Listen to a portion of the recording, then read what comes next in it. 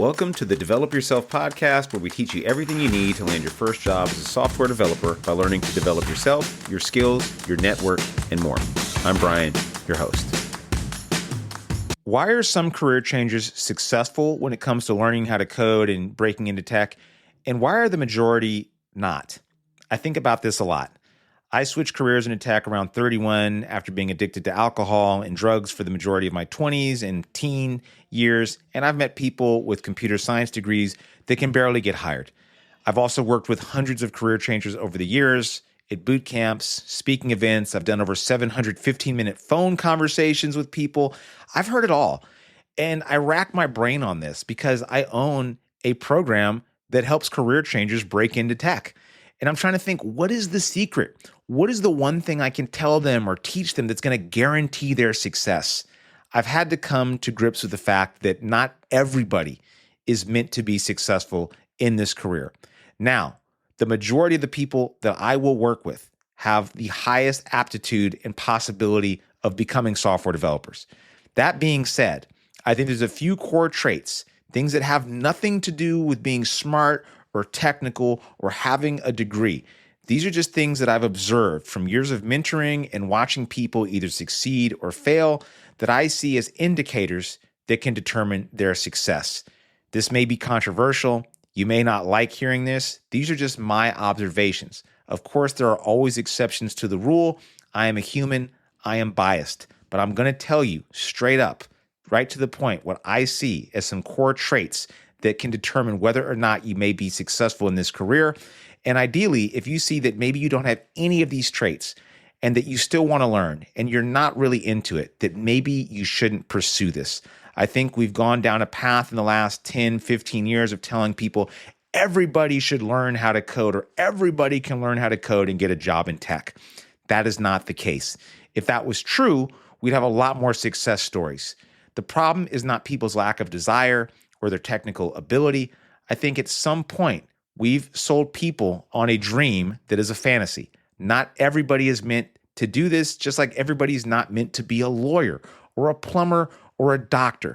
If you really are obsessed with this, I guarantee you there's a way to make this work. But if you're not, I don't think you should try to make a round peg fit into a square hole, if you've heard that analogy before.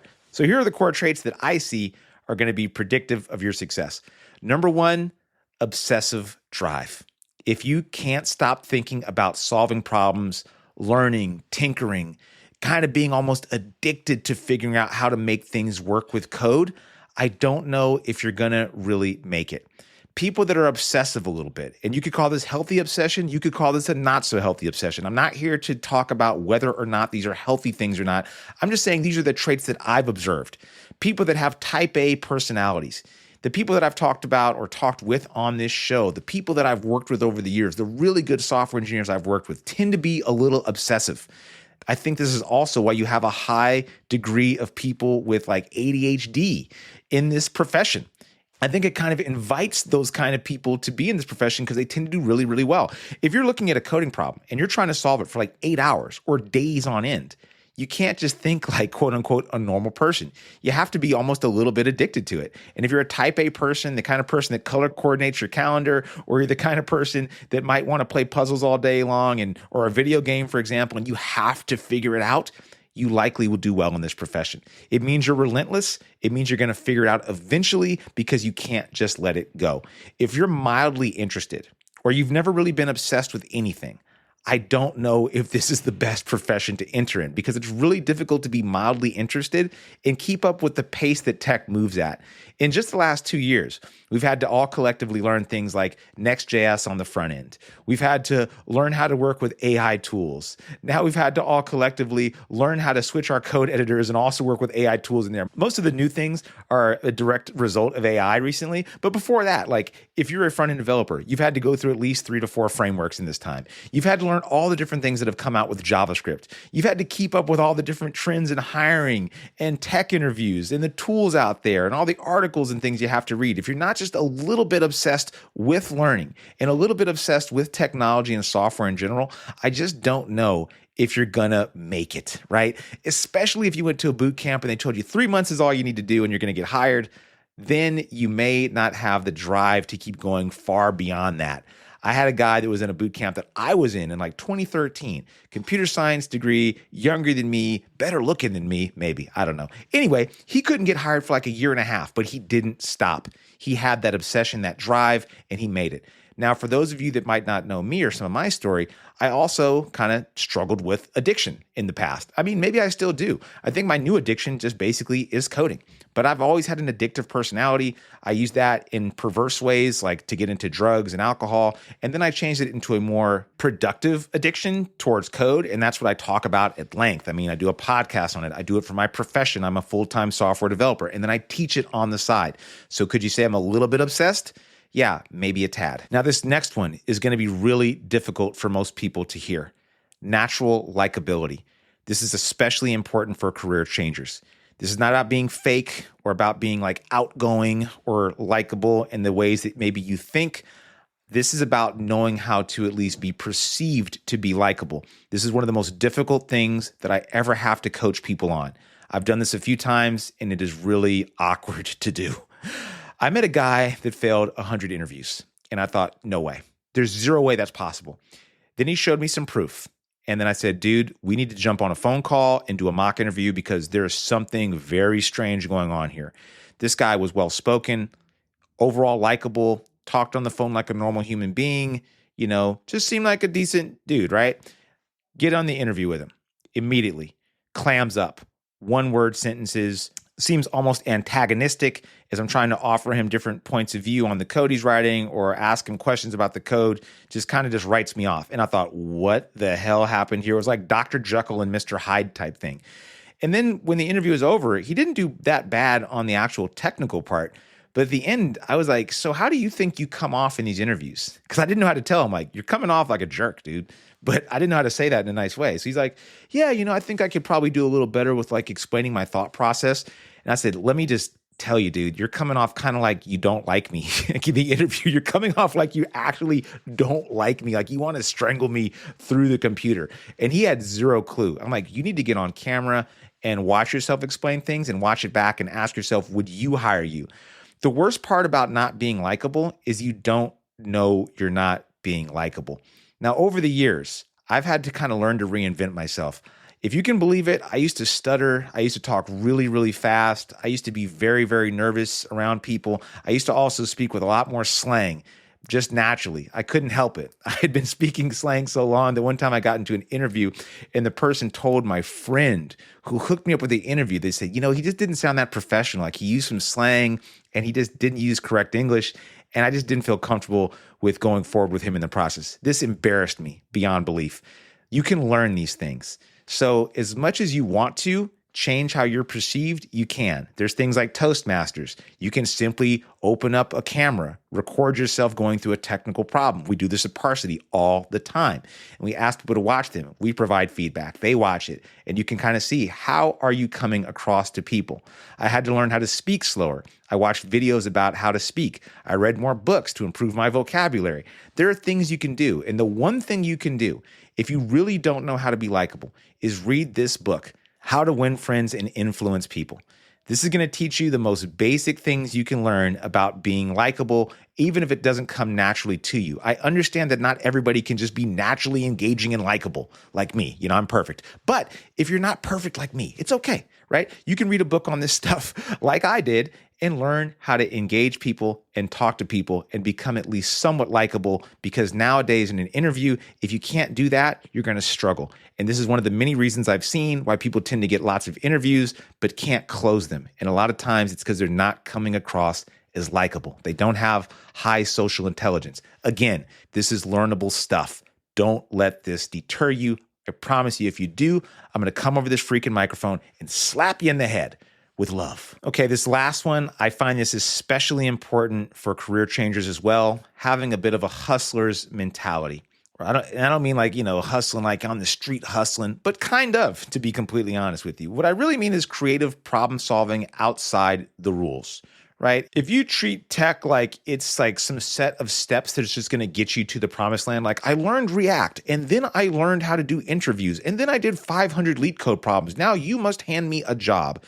This is not a checklist. This is a game. I understand this because I played some games outside of the law, right?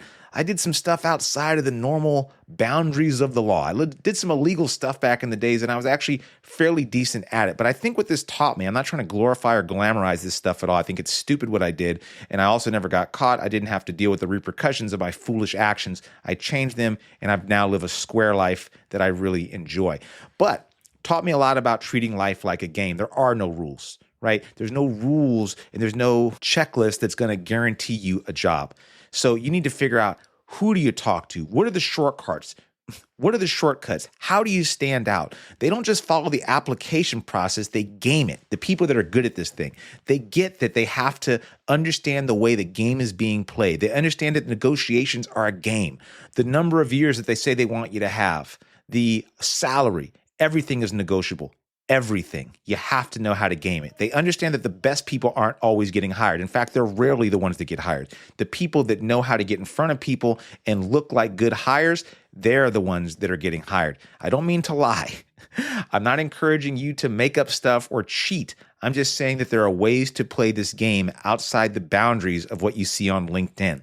So this is really common to see people from sales, entrepreneurship, or even quote unquote grittier backgrounds like me, maybe have a criminal background or some street smart experiences, tend to get in a little faster. I've just noticed this. In fact, I've talked to multiple people on this show that have literal criminal backgrounds and ended up getting into tech and doing pretty damn well. Are they the best coders? I don't know. Am I the best coder? Absolutely not. In fact, I need you to realize something. There are very few best coders on a team. There's one best coder. The rest of us are somewhere in the middle, and then you have the people at the bottom 10%. Your goal, in my opinion, is to always be in that top 10 to 20%. That should be your goal. You don't need to be the absolute best, although you should always aspire to it, but you don't need to be the best. You do need to adopt this mindset and understand we're all playing a game here, right? This is not a checklist. Again, you got to do what you got to do to stand out. Find the people, find out how to write posts, make yourself look impressive, do things that make you feel impressive, do projects, chase experiences that are going to give you cool things to talk about. That's the great thing about software. You don't have to wait for anybody to give you permission to build something. You can build whatever the hell you want, and you can talk about it online. You can make an LLC. You can do whatever you need to do to make yourself feel and look impressive on paper. Here's the very last one.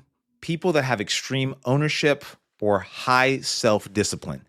These are people who don't blame the market, the interviewer, the boot camp. They're saying, what can I do differently? When I talk to the most successful people, they're not blaming what they learned at boot camps. To be completely honest with you, most boot camps teach kind of the same thing, and most people walk away with the same set of skills. Some walk away with much higher degree of skill than the others, but in general, most people know how to write some kind of code. Now, at Parsity, we take people from boot camps all the time. In fact, we have at least 2 or 3 people now, I think, that went to a boot camp, and now they're back with us. Why? You might think, well, they already know how to code. Yeah, exactly. But that's the problem. You think learning how to code equals a job. That's obviously not the case, or else many more people would have jobs. So Zubin and I are focused, one, on giving you the technical skills you need. We often find people lacking in that, even if they went to a really good boot camp. But what we find them lacking for even more is a strategy on how to get interviews, pass interviews, communicate well, and actually get into a career and not just beat the interview and get past the first hurdle. We want to make people that have long, solid careers here. That's why we work with people for up to a year and not for just a few months and say, hey, good luck, see you later. And I think that's why we've attracted the people that tend to embody these traits. So if you're saying, what can I do differently? Or, hey, I'm doing something that's not working. I need to fix this thing. Or, hey, maybe my boot camp did suck. What am I going to do now? That's behind me. I don't care about that. I want to get to the goal. What is the goal? Me having a new career. What's it worth? Is it worth another year of my time? Can I do this? And if that's the kind of person that you are, I think you're going to do really well here. Because also as a software developer, no one's going to want to hear why the code you wrote broke production. And you say, oh, well, it was because of this. Or, oh, so-and-so didn't tell me that his dependency was outdated or something. Or, oh, I read this on Stack Overflow and it ended up being wrong. And they want people to take extreme ownership, saying, hey, I screwed up. I understand. I'm going to get better. I'm going to read a book. I'm going to read an article. I'm going to understand how this thing works at a deeper level so I don't screw up again. Those are the people that not only get the jobs, but they keep the jobs and they get promoted and do better in any healthy organization. So to end off, if you're thinking about switching careers into tech, just ask yourself, are you obsessed enough? Are you someone that people might want to work with? Are you willing to learn how to be that kind of person if you're not? Are you willing to hustle and treat this a bit like a game and not just following a syllabus? And when this gets hard, are you going to blame people or are you going to adapt? If you are, you're already way ahead of most people. I truly hope this is helpful, and I hope it doesn't discourage you. In fact, I hope it encourages you. Maybe you hear this and say, you know what? That's not for me. That's actually a great thing to understand, because why would you want to spend $10,000, $20,000 paying a boot camp or paying Parsity on how to become a software developer and get into a profession that you don't want to actually be in the first place? And if you're considering going to a boot camp that promises you don't need to be any of these things and they're just going to deliver a job on a silver platter, you're being taken advantage of. Don't fall for it. Anyway, if you have differing opinions, I'm always open to hearing them. These are my opinions and my observations. Again, this is not the gospel. This is not written in stone. These are just things that I've observed over the years. As always, I hope it's helpful. See you around. Have a wonderful week. That'll do it for today's episode of the Develop Yourself podcast. If you're serious about switching careers and becoming a software developer and building complex software and want to work directly with me and my team, go to Parsity.io. And if you want more information, feel free to schedule a chat by just clicking the link in the show notes. See you next week.